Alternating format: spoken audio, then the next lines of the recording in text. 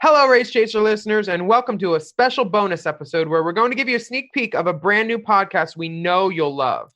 It's called The RearView. The RearView. And it's a weekly LGBTQ plus roundtable where 4 all-star hosts and tons of big-name guests get together to chat, laugh, and argue about the latest in pop culture, sex, dating, and politics. These are conversations you need to hear. The funniest, smartest queer personalities discussing the hottest topics in the LGBTQ plus community and the world at large. The RearView was created by Forever Dog and Grindr, and this was Grindr's very first foray into podcasting. And it's hosted by drag superstar Monique Heart, comedian Jay Jurden, he's fine, recording artist Chester Lockhart, hey Chester, and Grindr's own Patrick Rogers. Yes, and guess what? I was a guest on last week's episode. It was so much fun. You've been guesting all over the place, I see. I love a pop-up. Guesty Geffen, I see.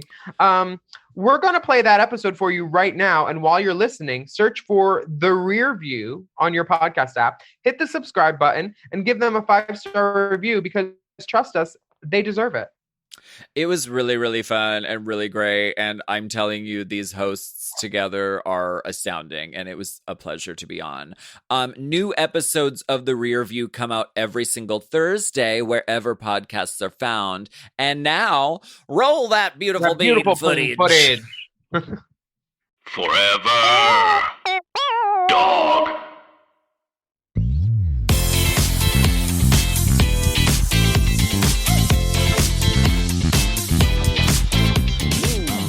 Welcome to The RearView, the podcast where a roundtable of the funniest and smartest queer personalities discuss the hottest topics in the LGBTQ plus community and world at large.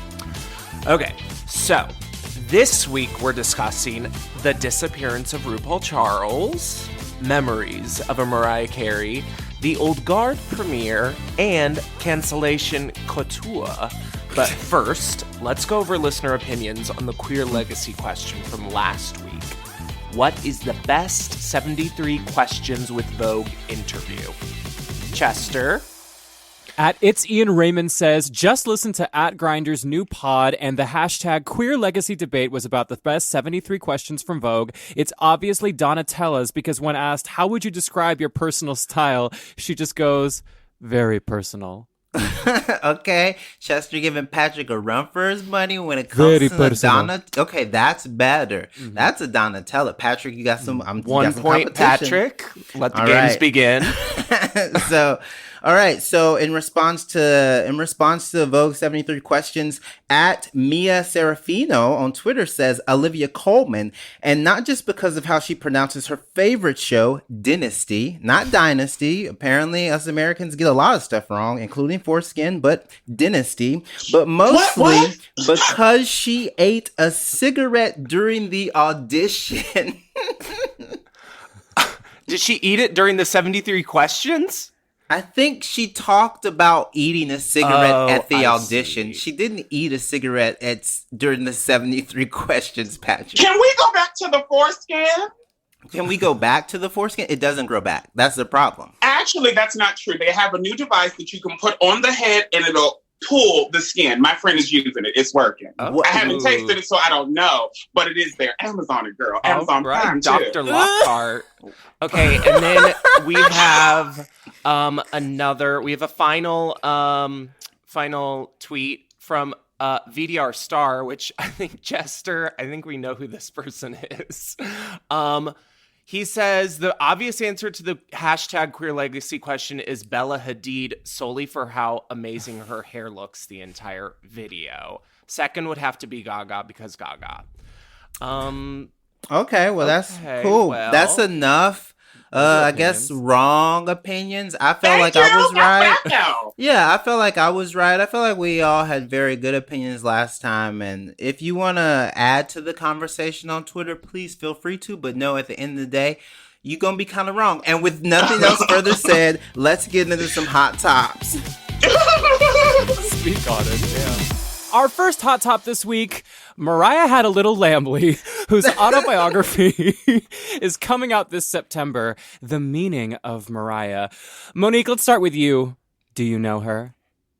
I think the real question is, does she know me? Because she has too much money. That woman has too much money. She has kind of FU money. So when she can say, I don't know her, like, you know what I mean? Can you imagine her going, a drag queen? Yeah, I don't know her. It's so shady. Anyway, the book looks good.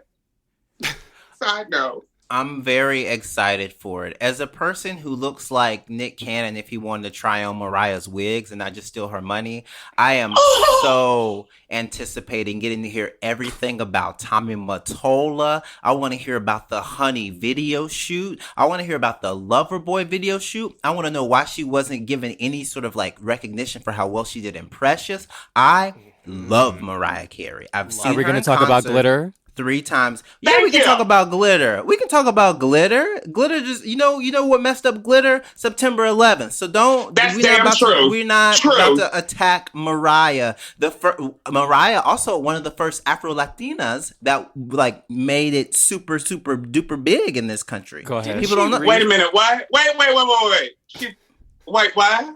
I thought she was white. Now we in 2020. No. Mariah's I thought father. She was white. Her mama was white, and her daddy was black. Her daddy was black and Venezuelan.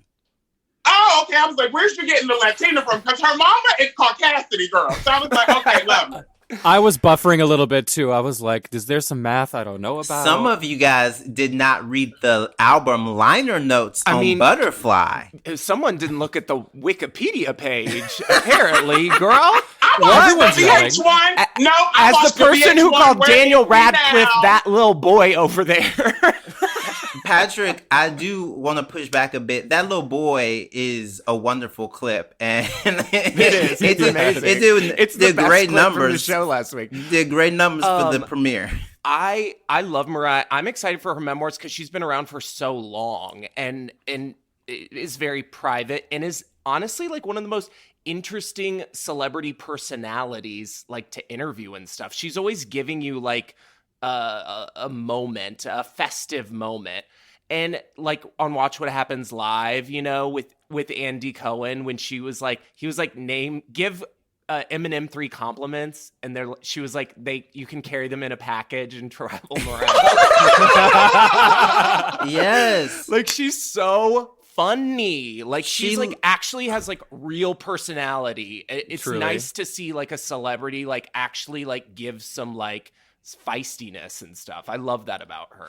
I just want her to be present to tell her own story, because when she did that reality show a few years back where literally she wasn't in the actual filming, she was only in the interviews. The confessionals. Yes. Yes, like, laying down on the chase camera. Girl, laying down on the as chase. she's known to do, her Shea Lounge moment. Yes. But she wasn't even, but I want to hear her actual story. It's like, you know, so much of the media is the narrator of her and the whole Tommy Mottola thing and just everything over the years. And I want to hear her shady ass version of it. Absolutely. So it's going to be juicy. Her Cribs episode. She's a good writer too. Yeah, one of the best pop songwriters of all time. She's a songwriter. She's Mariah the Thesaurus. Yeah, not just 4 octaves, but a writer as well. Do you understand how many polysyllabic words I learned because of her? Like, say that word Come on, polysyllabic. You mean polysyllabic? Oh, that's also a drag name. Come to the stage. Polysyllabic. Okay, let's move on to the second topic. The Old Guard, which is, because of COVID-19, the only summer blockbuster, was released this past weekend, directed by celebrated auteur Gina Prince by the Wood.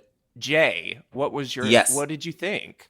I know you like comic books and like action films and stuff, so this is... If you would have told me that the woman who created and directed Love and Basketball, right? The first movie where I ever saw a sex scene. Yeah, so she's the director of Love and Basketball. And Aquila and the Bee and Beyond the Lights. Beyond the Lights too. So I think that was one of the first sex scenes I saw in the movie theater with my mom, and I was like, "Are they gonna do it in front of my mama?" I was like, "Sanaa Lathan, incredibly do this sensual in front movie. of my mama." Maxwell, the whole this woman's worth. If you would have told me she was gonna direct a superhero movie, I would have been like, "How? What? Really?" It's a beautiful but also brutal movie. I started it and I'm not done with it, but and there are parts of it that aren't spoilers. It's about this group of people that have superhuman regeneration. They have basically almost immortality. They can heal from anything. So we need a blood transfusion from them right now for this country. That's a COVID joke, not a STD joke. Even though, do what you got to do. Charlize Theron is like the leader. She's Andy of the group. And she, first of all, the cut is so severe and so militant. The look that she gives off. Got the Ion Flux cut. Yeah, she's a statuesque woman. Imagine like a 5'10" South African woman with that haircut just fucking shit up. Because that's what this movie is. At one point, like, you think they're done and they're not, and that's kind of like the premise of having regenerative powers. Like, I love characters like Wolverine. I love books like X-Force, which is about like a Wetworks division sort of like this, but this is so much grittier. And I'll tell you guys also, there is a queer love story too. That's all I'm gonna say. But it's amazing. It's good. It's very good. That is the best part to me. It is so satisfying to see gay men fight crime and kiss. I mean, that to me is like all you gotta sell for me to go and watch it. And they get like kidnapped, these two gay guys who are like a part of this group in it. And one of the guys Patrick, is like, if you spoil it, you can't. I mean, like, can I do the line? You can do the line. Rude? Okay, you can do it. You can do that. I'm just going to say the line that he goes, what is he, your boyfriend? And he goes, he's not my boyfriend. He's all and he's more. Excuse me. I mean, I was just sobbing. It is so sweet and tender for an action film. I mean, imagine. That is really sweet. As someone who is completely unlovable, I can't imagine it, honestly. I will let you guys know, I had no interest in watching this shit before. Period. I saw the pictures of Charlize with the little axe. I thought that was cute. But you just said Love and Basketball? Okay, let's move on. Next up, Harper's Bazaar released a letter this past week signed by 153 public figures that condemn the rise of cancel culture and suggest that canceling leads to the lack of open discussions and inhibiting free thought. Patrick, babe, what do you think? I think this really irked me. I don't know if anyone else was annoyed by this, but I do think that there is a lot of throwing the cancel culture terminology around lately, and I feel like it's a little misrepresenting. It's cancel culture implies something's unjust to me, which what's mostly happening is people in positions of power are being held accountable for their actions and words. And I don't necessarily, I think connotating that with saying it's cancel culture, whatever, is so just absolutely ridiculous. And only people who have that privilege and entitlement could even justify calling it that is kind of my take. I think it's intellectually dishonest. In fact, it's it's borderline brainwave lazy, because you go, oh, cancel culture is gonna affect me, and you go, no, you still are important enough that people are asking you about it, number one, so you clearly still have a platform. Number two, usually, like Patrick said, people are scared of consequences, and people are hesitant to apologize. There are usually 3 steps. You get big enough that people look at old shit. They say, oh, this is some terrible old shit. Do you want to apologize for this old shit? And you have the choice to either go, no, I stand by that old shit. Or you can say, oh, I've grown. I'm so sorry. I apologize. I will not only work to be better, but I will put some of my money, effort, and time, and maybe even opportunity and spaces towards this group that I offended, and I will try to better myself and learn more. But what happens is a lot of people go, oh, no, I stand by what I said. And I'm like, well, get ready, pimp, because no. you did. Because we have social media now, girl. I mean, honestly, people got away with this for so long because the people couldn't actually give their opinions in a free setting. That's me as a comedian. if someone was like, oh, that joke was fucked up, the first thing I'm going to be like, oh, was it intentionally fucked up? Was the context very clear? Is there any way I can make it more palatable? Also, like, know your audience, know the space that you're performing in. This always kind of really irks me because whenever some comedians who are like middle-aged straight white guys like cancel culture has ruined my career, I'm like, oh, you just want to be able to say faggot. I got what I see what you're saying. I'm picking up what you're putting down, and it's a pile of sticks, faggot. Like, it's stupid. You just wanted to say faggot, I think. That part! Yeah. No, with the actual definition. The part that irks me is this whole thing is like it's signed by all of these like but university professors from Yale and Princeton and all these people, and it also isn't really saying anything. Like, it's not this like really well thought out op-ed about like what we can do to improve the situation and whatever. It's just like a bunch of people kind of being like, we hate this and we're smart, so here's our little declaration of independence from Twitter. Like, I don't know what the point of this is. What I will say is I think that we need to hold people accountable, and we also need to teach people. Like, we need to identify problems, provide solutions, and then monitor whether or not those people are improving. Because what I see so often is that a lot of the people who are in power that get canceled never really get canceled. That's the thing. That part! They're, you're rich enough, you're famous enough, whatever. You're never really canceled. J.K. Rowling isn't facing consequences right now. She's a billionaire. She's not canceled. Neither is Jeffree Star. No. And they're tweeting from the bank. And sometimes it creates even more fans that go, oh, I don't even normally like your stuff. Yes, but if people are saying that you are wrong, I'm gonna rally behind you. Yes. Until it happened with it's happened with like so many like I don't know like conservative grifters, if you will, where they're like, oh, they want to silence me, and then they have like a meet and greet, and people are like, yeah, so what do you have to say? And they're like, oh, just buy my book. That's it. I don't really care about y'all either. The moral panic is these people want to dish it out, but then they can't take it, and it's like opinions, like any good chaotic verse, go both ways. And you're entitled to yours, and the world is entitled to theirs. And for you to make a victim of yourself because we respond to your opinion, girl, go sit down somewhere. You guys, though, something crazy just happened. I am reading the next topic, and it says that RuPaul and Michelle Visage have disappeared.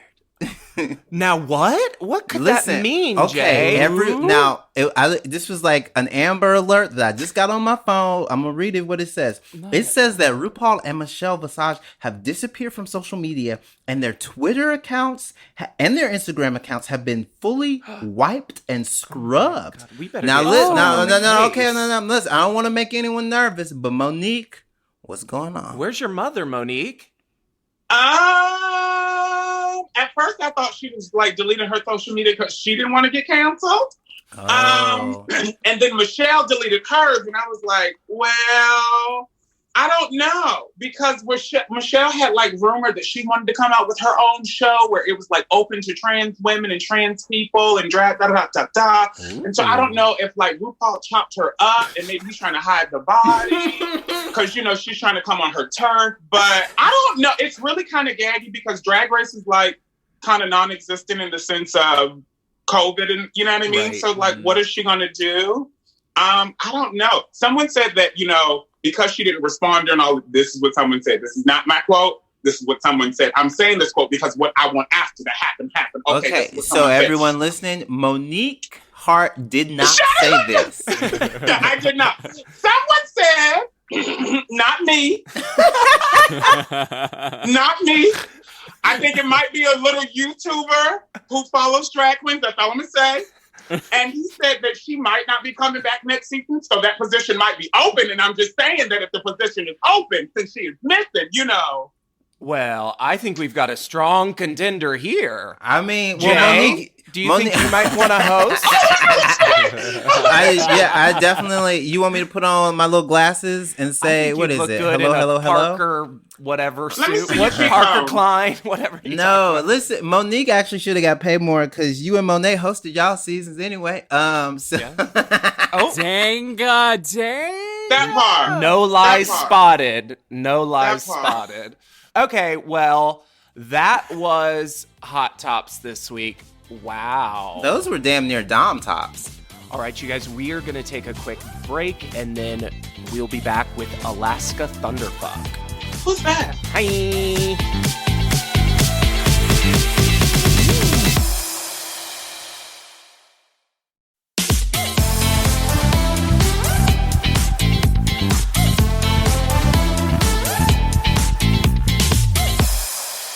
We are so excited and blessed to have my good sis, good Judy, drag legend, all-star winner, podcaster, singer, songstress, and actress.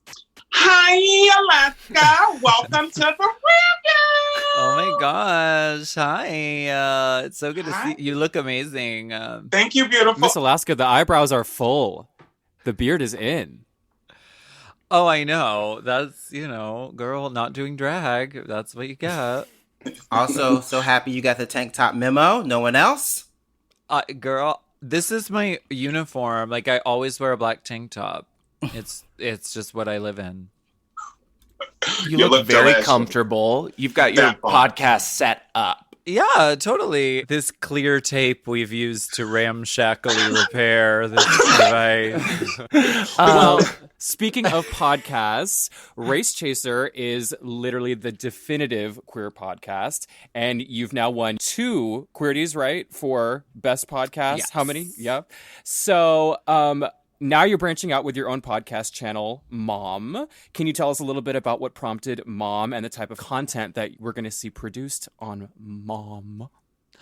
Well, we had a really good time doing Race Chaser, and it sort of started as like just like a hobby, because we were like, we're watching Drag Race anyway, so, and we talk about it constantly, so why don't we just like do it? And so we started, and then it kind of expanded, and we did like there's the show about Drag Race, which is on Wednesdays, and then there's Hot Goss, which is like the ancillary show on Fridays, where we talk about like the world, what's going on in the world. And then like, I don't know, I mean, it just keeps like, it kept growing, and we were like, well, why don't we bring in like some of our sisters? And I mean, Drag Race keeps expanding. There's like 37 iterations of Drag Race going on at once.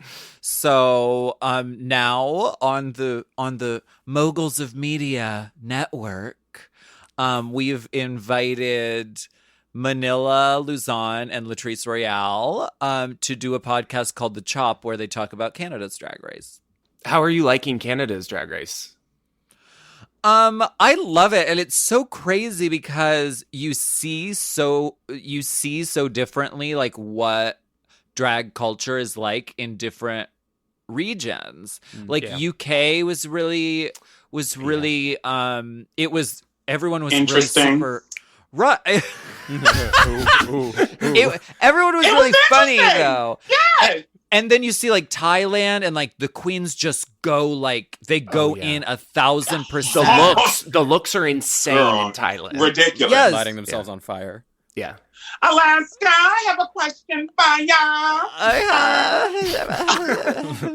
First of all, I just want to say, like, you have shifted drag culture in the sense of like language and the way that we speak. Just like high and just dragging everything out and just making it. It's just, you're so plus, girl, legendary. Here we go, right?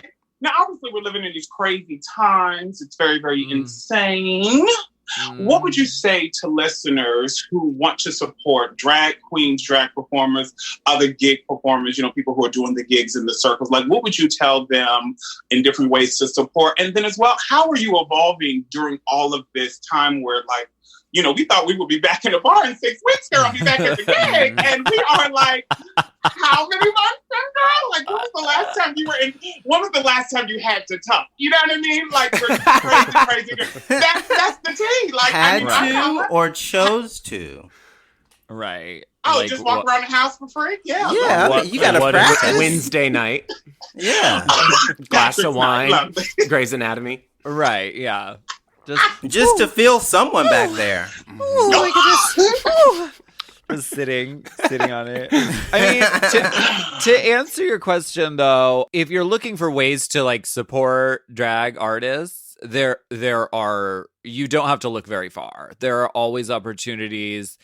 I mean, queens are very active. Like, as soon as all this started to happen, it was really impressive how fast like drag performers were instantly like, okay, well, I had a gig tonight, but I can't do it in real life, so we're doing it on Instagram, and here we go.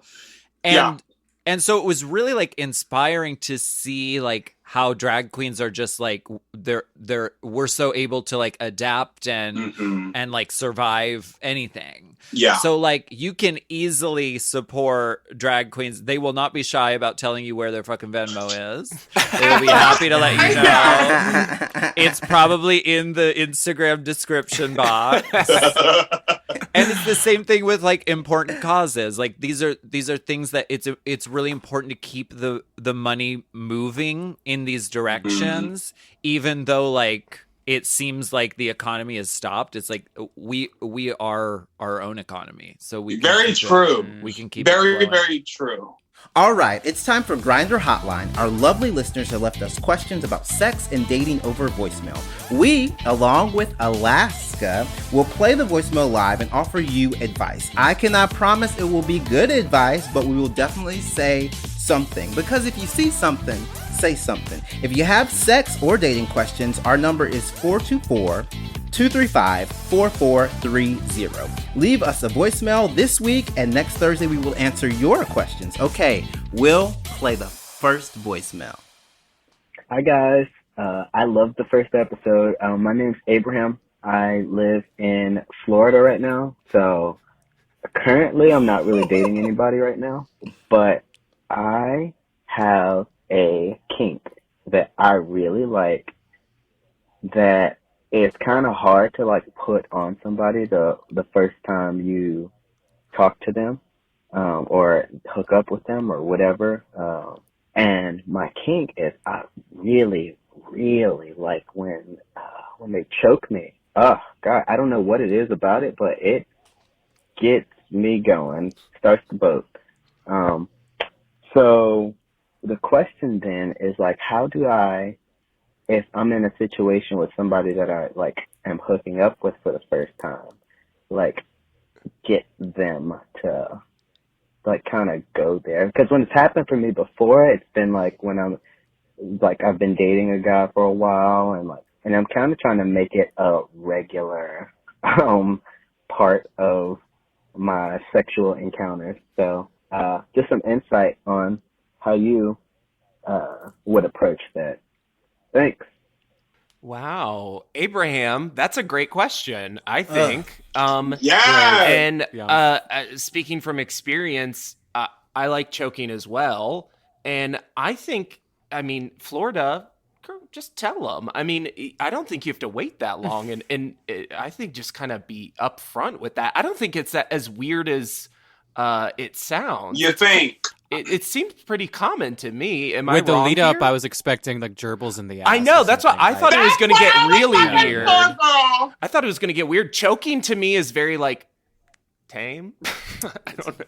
Yeah. I would say, as someone who slightly likes it, I'm not looking into the camera. No, here you go. You grab their hand, and then you put their hand on your neck where, you know, you can still, and then, you know, they might, if they're not into it, they might be a little freaked out. Also, if they're too into it, they might try to, look, bitch, I want to breathe. I got things to do. I got to call my mama. Okay. Right. So you squeeze their hand to like a level of tightness, and then you say right there, keep it up. Keep doing what you're doing. Yeah. Boom, boom, boom. Bang. Oh, yeah. Okay. I listen, as a black man, the criminal justice system has been choking me since 1619. So I'm I'm all for people being very verbal and being very open with their kinks. Abraham, that's a biblical name. Tell the truth and just do what you gotta do. Do what you gotta do, Abraham. But stay safe in Florida. Hold on. Have your life alert. We need to address this.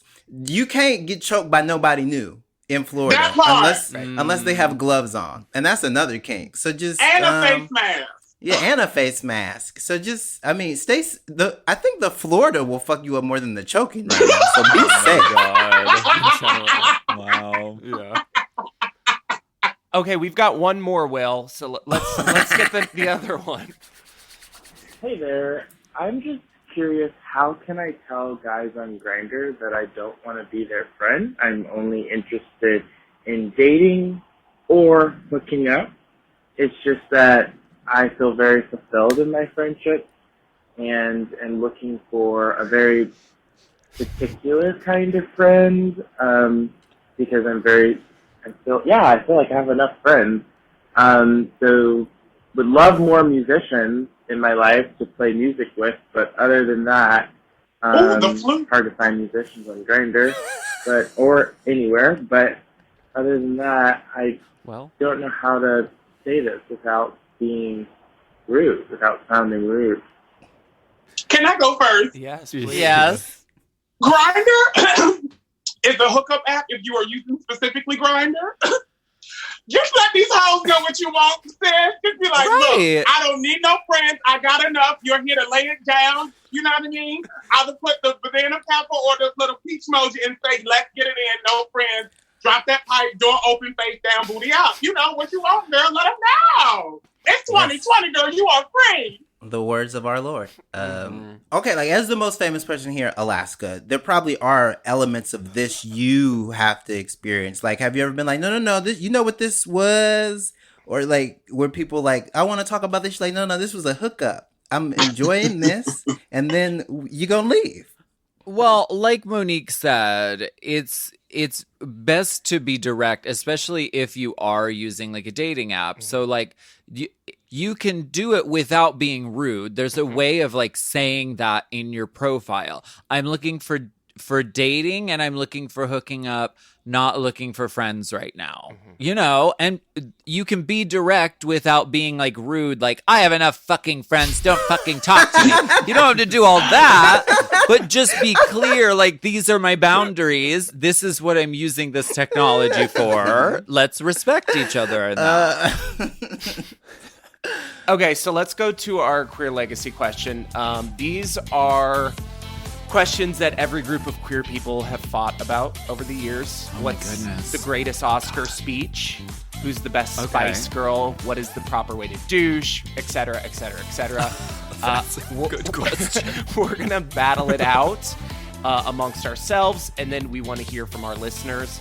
Add us at Grindr and use the hashtag QueerLegacy and give us your answer, and we'll read them at the top of the show next week. Okay, the Queer Legacy question this week is, what is the best Mariah Carey single?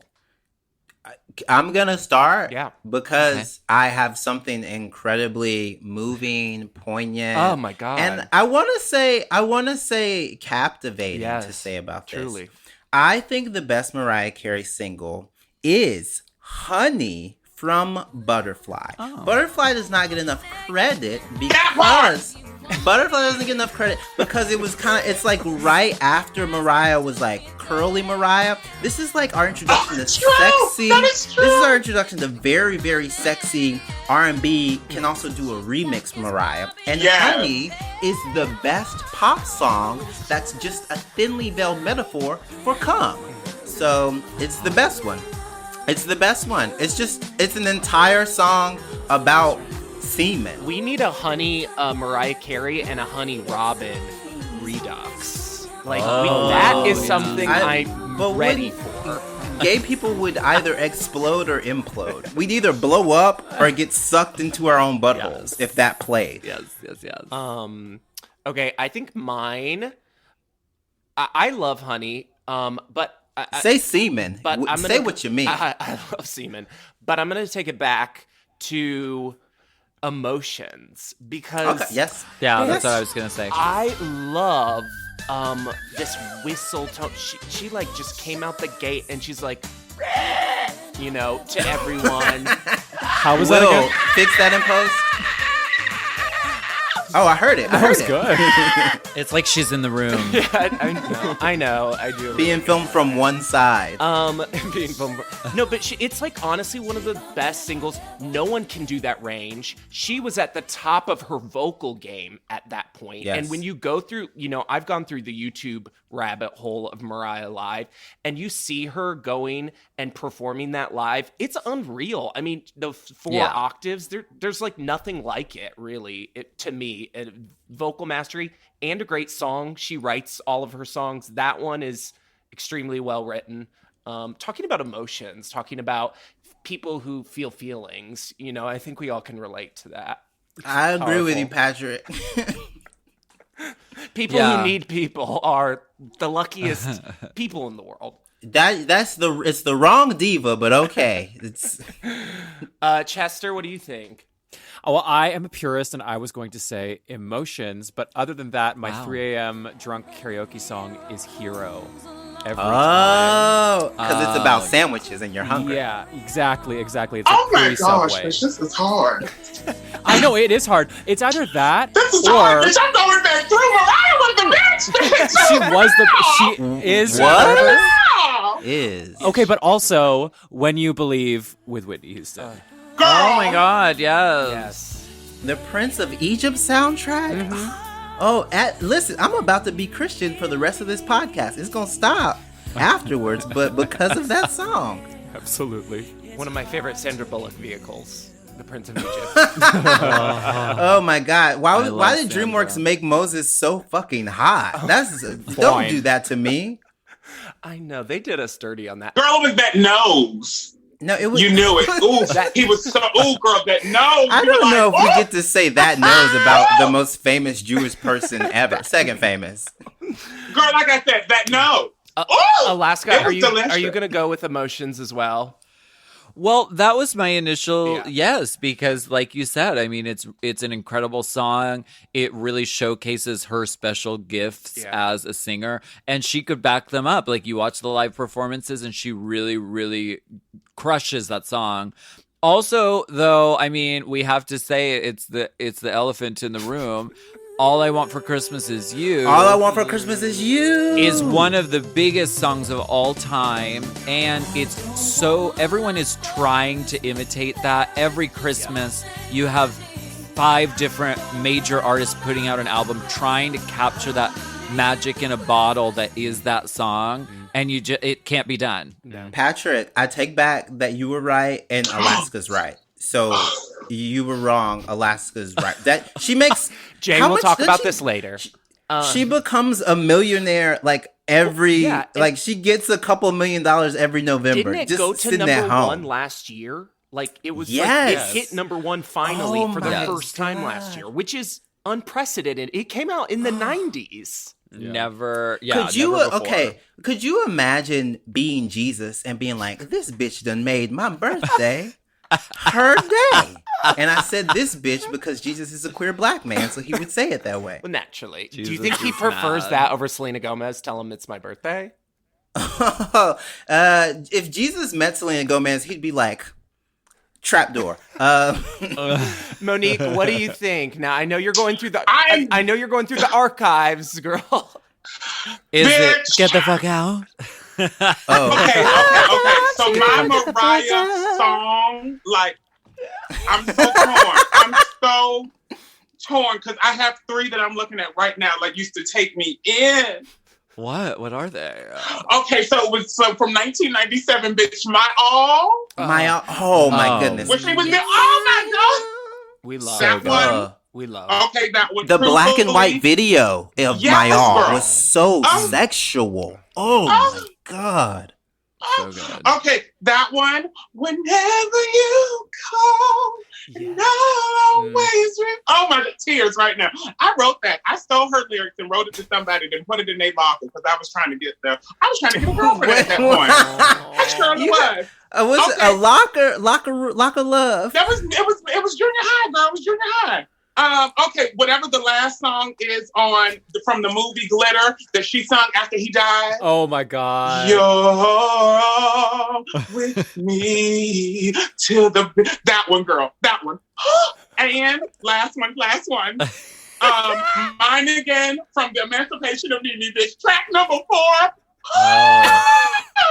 Patrick, I feel like this could have been like a 3-part because we have like 4 eras that we have to address. We should have done like the 90s, Christmas album, 2000s, and then 2010s. It's too tough. Emancipation of Mimi, that was her being a phoenix rising from the ashes. It was literally so none of us disagreed. We're all like, "Oh yeah, that's great. Oh right, that's amazing." Wait a second. Is Mariah Carey the Democratic nominee? Did she just get all the delegates? We got behind her. Well, my thing, I will say this about Mariah. The only thing that I will say is I've never seen Glitter, and I know that's like a big thing, but I've never watched Cancel the call. Cancel the call. No, you have. Hey, Patrick, I got some good news for you. You got time now.